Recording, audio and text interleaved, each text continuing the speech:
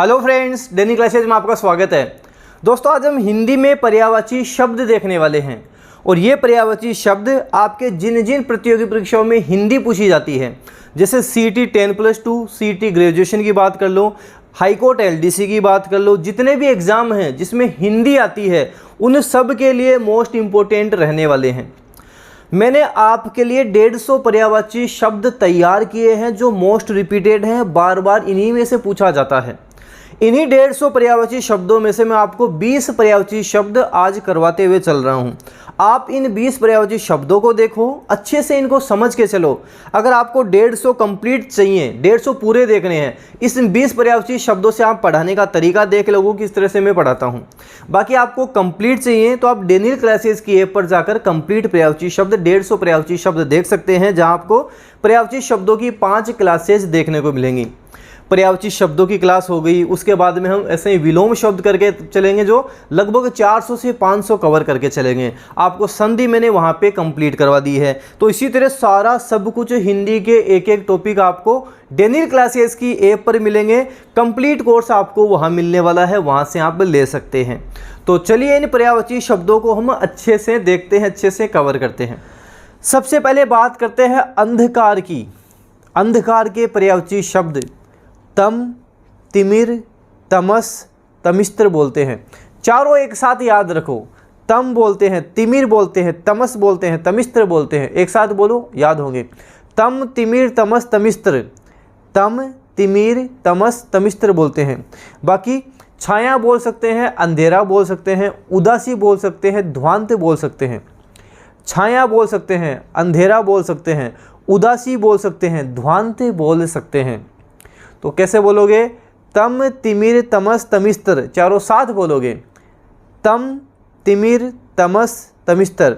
और बाकी छाया बोल सकते हैं, अंधेरा बोल सकते हैं, उदासी बोल सकते हैं, ध्वांत हम बोल सकते हैं। तो अंधकार के पर्यायवाची शब्द हमने देखे। तम, तिमिर, तमस, तमिस्त्र। बाकी छाया, अंधेरा, उदासी, ध्वांत हम बोलेंगे। अंधा की बात करते हैं। अंधा को चक्षुहीन बोलते हैं। चक्षु आँखों को बोलेंगे तो चक्षुहीन अंधा हो जाएगा। नेत्रहीन बोलेंगे, दृष्टिहीन बोलेंगे। अंधा को हम सूरदास भी बोल सकते हैं। अंधा को सूरदास भी कहा जा सकता है। अंधा को प्रज्ञाचक्षु भी कहा जा सकता है। Very very very important. तो अंधा को हम प्रज्ञाचक्षु भी कह सकते हैं। प्रज्ञाचक्षु मतलब जिसकी बुद्धि ही जिसकी आंखों का कार्य करती हो। जैसे महाभारत में धृतराष्ट्र, महाभारत में जो धृतराष्ट्र थे, इसको ऐसे भी देख सकते हो। आपके वाक्यांश के एक शब्द में भी ये बन सकता है। जैसे प्रज्ञाचक्षु किसे बोलेंगे? जिसकी बुद्धि ही उसके आंखों का काम करती हो। किसके लिए हो सकता है? धृतराष्ट्र के लिए हम यूज कर सकते हैं। तो नेत्रहीन, चक्षुहीन, दृष्टिहीन, सूरदास बोल सकते हैं और प्रज्ञाचक्षु बोला जा सकता है। आपको ध्यान रखना है। अंश की बात करते हैं। किसी चीज़ का अंश होना, किसी चीज़ का भाग होना, उसका हिस्सा होना, अवयव होना, उसका टुकड़ा होना। तो अंश की बात करेंगे। अंग हो जाएगा किसी का, अंग, अवयव, घटक, टुकड़ा, पक्ष, भाग, हिस्सा। सोपान काफ़ी इंपॉर्टेंट है, सोपान ध्यान रखना। सोपान, चित्रांश, भाज्यांश। सोपान, चित्रांश, भाज्यांश, तीनों साथ बोलना। सोपान, चित्रांश, भाज्यांश हम बोल सकते हैं। तो अंश क्या होगा? किसी चीज़ का अंग हो जाएगा, अवयव हो जाएगा, घटक हो जाएगा, टुकड़ा हो जाएगा, पक्ष हो जाएगा, भाग हो जाएगा, हिस्सा हो जाएगा, सोपान हो जाएगा, चित्रांश हो जाएगा, भाज्यांश हो जाएगा, अंश हम बोलेंगे। अकाल, ऐसे बोलते हैं ना, अकाल पड़ गया। अकाल का मतलब होता है दुर्भिक्ष। अकाल को हम सूखा भी बोलते हैं। अकाल दुर्भिक्ष हो जाएगा, सूखा हो जाएगा। किल्लत बोला जा सकता है, किल्लत बोल सकते हैं। दुष्काल बोल सकते हैं, अभाव बोल सकते हैं, अनावृष्टि बोल सकते हैं। तो किल्लत, दुष्काल, अभाव, अनावृष्टि हम अकाल को बोल सकते हैं। दुर्भिक्ष बोल सकते हैं, सूखा बोल सकते हैं, किल्लत बोल सकते हैं, दुष्काल बोल सकते हैं, अभाव बोल सकते हैं, अनावृष्टि बोल सकते हैं। अतिवृष्टि ज़्यादा बरसात हो जाना, अनावृष्टि बरसात ही ना होना, अकाल पड़ जाना। अग्नि की बात करते हैं। अग्नि एग्ज़ाम की दृष्टिकोण से देखा जाए वेरी वेरी वेरी इंपॉर्टेंट है। अग्नि के बारे में कई बार मैंने आपको बताया। हम अनल किसको बोलते हैं? अनल अग्नि को बोलते हैं और अनिल हवा को बोलते हैं। अनल अग्नि को बोलते हैं, अनिल हवा को बोलते हैं। तो अग्नि का अनल हो जाएगा, अरुण हो जाएगा, जातवेद बोलते हैं, हुतासन बोलते हैं, धनंजय बोला जाता है। धनंजय अग्नि को भी बोलते हैं, धनंजय अर्जुन को भी बोला जाता है। धनंजय अग्नि को भी बोलते हैं, अर्जुन को भी बोला जाता है। पावक बोल सकते हो, पावक भी बोल सकते हो। शिखी बोला जा सकता है, शिखी बोल सकते हो। वेशवानर बोला जा सकता है, वेशवानर बोल सकते हो। तो अनल हो जाएगा, अरुण हो जाएगा, आग हो जाएगा, कृषाणु बोल सकते हो, कृषाणु भी बोला जा सकता है। जातवेद हो जाएगा, ज्वाला हो जाएगा, दहन हो जाएगा, धनंजय हो जाएगा, पावक बोल सकते हो, शिखी हो जाएगा, हुताशन हो जाएगा, वेशवानर हो जाएगा। अग्नि वेरी वेरी इंपॉर्टेंट, अच्छे से ध्यान रखोगे, बार बार रिवीजन करते हुए चलोगे। अग्नि का नाम होते ही अनल बोलते हैं, अरुण बोलते हैं, जातवेद बोलते हैं, हुताशन बोलते हैं, वेशवानर बोलते हैं, कृषाणु बोलते हैं, पावक बोलते हैं, ज्वाला बोलते हैं, दहन बोलते हैं, धनंजय बोला जाता है, शिखी बोला जाता है। ये सारा सब हम अग्नि के पर्यायवाची शब्द हो जाएंगे। अचल, अचल है मतलब अडिग है, अविचल है, दृढ़ है, निश्चल है, स्थावर है, स्थिर है, अडिग है। तो आपको अचल रहना है, अपने लक्ष्य पर दृढ़ रहना है, अचल रहना है, अचल रहना है, अटल रहना है, अविचल रहना है, निश्चल रहना है, स्थावर रहना है, स्थिर रहना है, अडिग रहना है। इस तरह से आप याद रखोगे। तो अचल अटल हो जाएगा, अविचल हो जाएगा, दृढ़ हो जाएगा, निश्चल बोल सकते हैं, स्थावर बोल सकते हैं, स्थिर बोल सकते हैं, और जो अपने पथ पर अडिग रहता हो। अज्ञ, अज्ञ होता है जो अज्ञानी होता है, नासमझ होता है, मूर्ख होता है, मूढ़ होता है, उसे बोलते हैं। तो अज्ञ अज्ञानी, नासमझ, मूढ़, मूर्ख हो जाएगा। अज्ञ, अज्ञानी, नासमझ, मूढ़, मूर्ख। तो जब अज्ञ दिखेगा, हाथों हाथ याद करना है। अज्ञ क्या होता है? अज्ञ तो अज्ञानी होता है, नासमझ होता है, मूढ़ होता है, मूर्ख होता है। अतिथि, हमारे घर पर अतिथि आए हैं, मेहमान आए हैं, आगंतुक आए हैं, पाहुना आए हैं, ग्रहागत आए हैं। तो अतिथि की बात करेंगे। अतिथि आगंतुक हो जाएगा, आगत हो जाएगा, ग्रहागत हो जाएगा, पाहुना हो जाएगा और मेहमान हो जाएगा। आपको ध्यान रखना है, मेहमान भी हम इसको बोल सकते हैं, मेहमान हो जाएगा, आपको ध्यान रखना है। ग्रहागत हो जाएगा, आगत हो जाएगा, आगंतुक हो जाएगा, आपको ध्यान रखना है। अगला देखते हैं। अगला है हमारे पास अध्यापक। अध्यापक क्या होता है? अवबोधक होता है, हमारे गुरु होते हैं, आचार्य होते हैं, व्याख्याता होते हैं, शिक्षक होते हैं। तो अध्यापक की बात करेंगे। अध्यापक अवबोधक हो जाएंगे, आचार्य हो जाएंगे, गुरु हो जाएंगे, व्याख्याता हो जाएंगे, शिक्षक हो जाएंगे। अनाज, अन्न, गल्ला, दाना, धान, धान्य। अनाज का मतलब अन्न, गल्ला, दाना, धान, धान्य। अनाज, अन्न, गल्ला, दाना, धान, धान्य हो जाएगा। तो अनाज की बात करेंगे, अन्न, गल्ला, दाना, धान, धान्य हो जाएगा। अनाथ, दीन है, नाथहीन है, बेसहारा है, यतीम है। तो अनाथ दीन है, नाथहीन है, बेसहारा है, यतीम है। अनाथ की बात करेंगे, दीन है, बेसहारा है, नाथहीन है, यतीम है। अमृत, वेरी वेरी इंपॉर्टेंट, कई बार एग्जाम में रिपीट होता है। अमृत बोलते हैं, अमी बोलते हैं, अमीय बोलते हैं, पीयूष बोलते हैं, सुधा बोलते हैं, सुरभोग बोलते हैं। पीयूष, सुधा, सुरभोग कई बार एग्जाम में रिपीट होते हैं। और अमी और अमीय दोनों तो साथ याद रखने हैं। तो अमृत अमी हो जाएगा, अमीय हो जाएगा, पीयूष हो जाएगा, सुधा हो जाएगा, सोम हो जाएगा, सुरभोग हो जाएगा। तो अमृत क्या बोलोगे?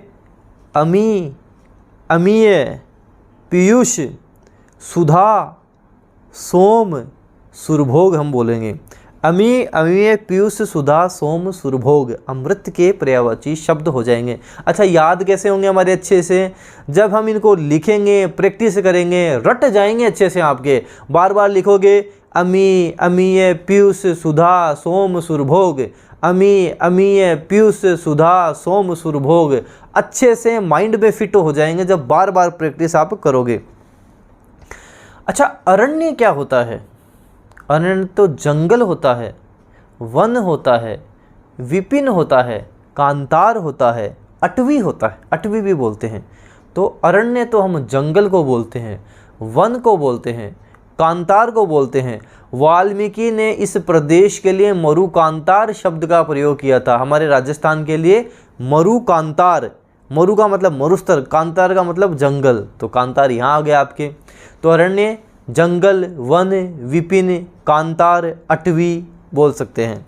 तो जंगल हो जाएगा, वन हो जाएगा, कानन हो जाएगा, कांतार हो जाएगा, अटवी हो जाएगा, विपिन हो जाएगा। तो जंगल, वन, कानन, कांतार, अटवी, विपिन हो जाएगा। अर्जुन की बात करते हैं। महाभारत में भगवान श्री कृष्ण अर्जुन को बोलते हैं, हे पार्थ, हे गांडीवधारी, हे सव्यसाची, हे गुडाकेश, हे धनंजय, धनुष उठाओ। तो हे पार्थ, गांडीवधारी, सव्यसाची, गुडाकेश, धनंजय किसको बोलेंगे? अर्जुन को बोलेंगे। पार्थ बोल सकते हैं, सव्यसाची बोला जा सकता है, गांडीवधारी बोला जा सकता है, गुडाकेश बोला जा सकता है। गुडाकेश अर्जुन को भी बोलते हैं, गुडाकेश हम शिवजी को भी बोलते हैं।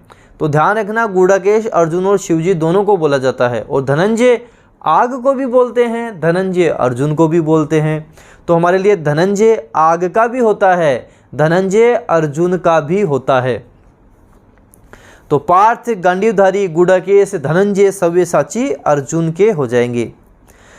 किसी का अवज्ञा करना, अपमान करना, उसका निरादर करना, उसका तिरस्कार करना, अवमानना करना।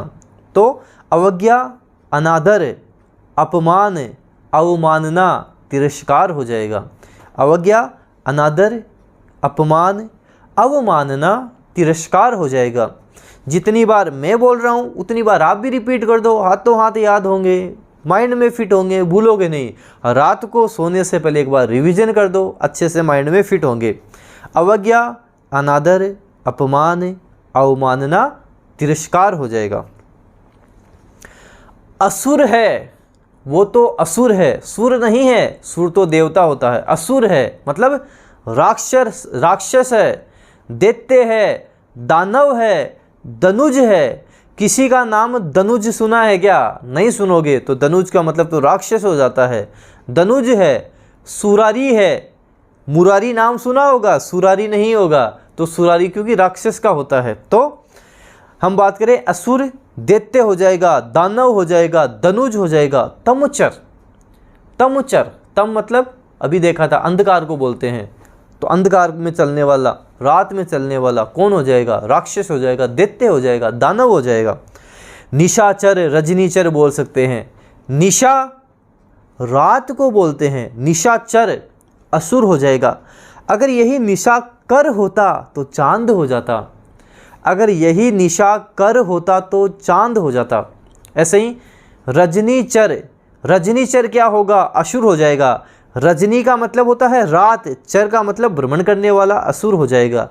और यही रजनी कर होता चांद हो जाता, यही रजनी कर होता तो चांद हो जाता। इस तरह से आपको ध्यान रखने हैं। सुरारी बोल सकते हैं। तो दैत्य, दानव, दनुज, तमचर, तमचर बोल सकते हैं, निशाचर बोल सकते हैं, रजनीचर बोल सकते हैं, सुरारी हम बोल सकते हैं। अहंकार, अहंकार नहीं रखना है, अहंकार नहीं रखना है, दंभ नहीं रखना है, दर्प नहीं रखना है, मद नहीं रखना है, गरूर नहीं होना चाहिए, घमंड नहीं होना चाहिए, गुमान नहीं होना चाहिए, अभिमान नहीं होना चाहिए। तो अहंकार हमें त्यागना चाहिए, अहंकार नहीं होना चाहिए। दंभ, दर्प, मद, गरूर, घमंड, गुमान, अभिमान अहंकार के हो जाएंगे। तो अहंकार दंभ होगा, अहंकार दंभ हो जाएगा, दर्प हो जाएगा, मद हो जाएगा, गरूर हो जाएगा, घमंड हो जाएगा, गुमान हो जाएगा, अभिमान हो जाएगा। आँख की बात करते हैं। आँख भी कई बार पूछ लेता है। आँख को अक्ष बोलते हैं, आँख को अक्ष बोलते हैं, अक्षी बोलते हैं, चक्षु बोलते हैं, नेत्र बोलते हैं, दृष्टि हम बोल सकते हैं, दृग बोल सकते हैं, नज़र बोल सकते हैं, लोचन काफ़ी इम्पोर्टेंट है।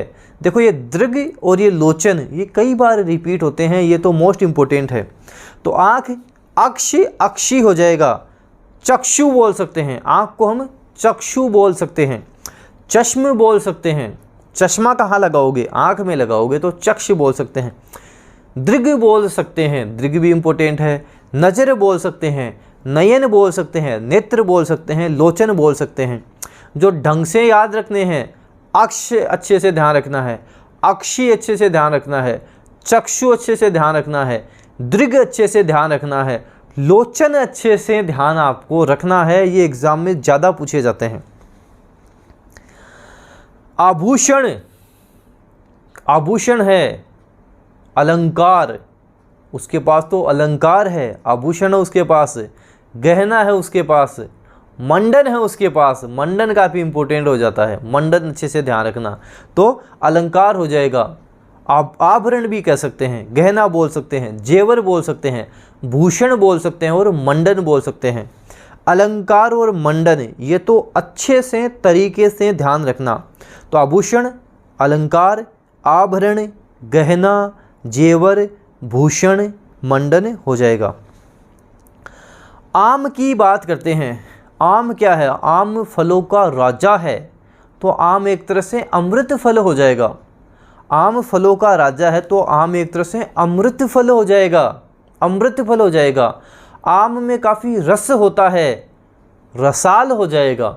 आम में काफ़ी रस होता है तो ये रसाल हो जाएगा।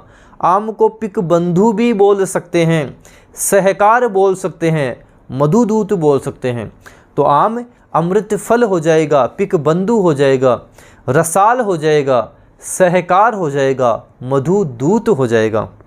अमृत फल, पिक बंधु, रसाल, सहकार, मधुदूत। तो दोस्तों ये हमने आज 20 पर्यायवाची शब्द हिंदी के देखे हैं। देखो जिस तरह से मैं आपको बता रहा हूँ, पहले आपको देखना है वीडियो, उसके बाद में आपको साथ साथ उनको बोलना है, साथ साथ रिवीजन करना है, और लास्ट में एक बार वापस आप वीडियो देख लो और रात को सोने से पहले एक बार इन सब का रिवीजन कर दो। आपके सारी चीज़ें अच्छे से याद होने लग जाएंगी, माइंड में आपके एक एक चीज़ फिट होने लग जाएगी। इस वीडियो को दोस्तों जितना ज़्यादा हो सके शेयर करें, लाइक करें। अगर आप डेनियल क्लासेस यूट्यूब चैनल पे नए हो, सब्सक्राइब के साथ साथ बेल आइकन भी प्रेस कर लेना। इससे क्या होगा, कोई भी न्यू अपडेट आएगी वो आपको तुरंत मिलेगी। धन्यवाद।